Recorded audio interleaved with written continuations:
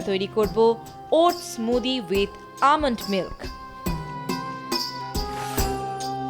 সেজন্য আমাদের লাগবে ভেজানো oats 1 cup, almond milk 2 cup, কলা 1টি, খেজুর কুচি 1 চামচ, কাঠবাদাম কুচি 2 চামচ, দারুচিনি গুঁড়ো আধা চামচ। প্রথমে ওটস 10 মিনিট পানিতে ভিজিয়ে রাখুন। এরপর ভেজানো ওটস, কলা, দুধ, খেজুর কুচি, কাঠবাদাম কুচি দিয়ে খুব ভালোভাবে মিশ্রণ না হওয়া পর্যন্ত ব্লেন্ড করুন।